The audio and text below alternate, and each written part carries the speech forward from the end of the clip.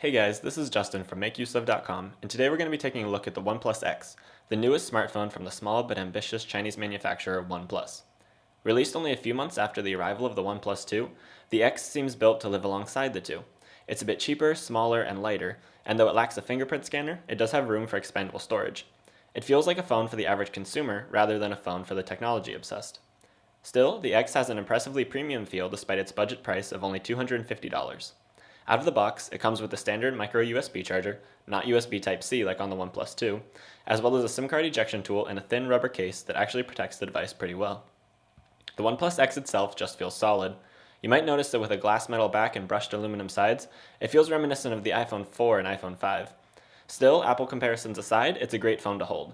The 5-inch screen feels more like a regular phone size than the 5.5-inch phablet screen of the OnePlus One or OnePlus 2, and the screen itself is gorgeous and bright. It certainly doesn't feel like any other phone you can find in the $200 to $300 range. OnePlus has also introduced a new alert slider on the X, which is simply a physical switch on the left side of the device for toggling between Android's 3 built-in notification options: all notifications, priority notifications, and no notifications. The rear-facing camera has a pretty good 13-megapixel camera, but what you should really be impressed by is the 8-megapixel front-facing camera that even bests the 5-megapixel front-facing camera on the 2. The camera app itself is simple and easy to use as well. And speaking of software, the X is actually running a modified version of Android 5.1 Lollipop called Oxygen OS. Its modifications are limited, and it feels like a slightly tweaked stock Android. You get a new Files app and a OnePlus Radio app for tuning into FM radio. You can also switch between a light and a dark theme and enable or disable the hardware keys in favor of software keys. In my testing, performance was not an issue.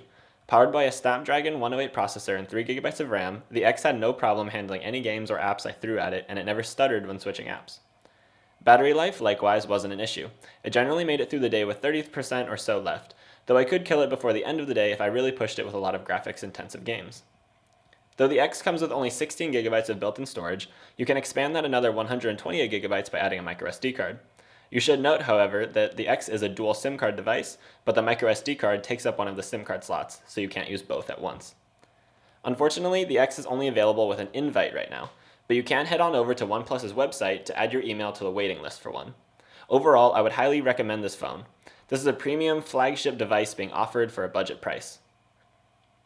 Be sure to check out MakeUseOf.com for the full review and to enter the giveaway to see if you could win this OnePlus X for yourself.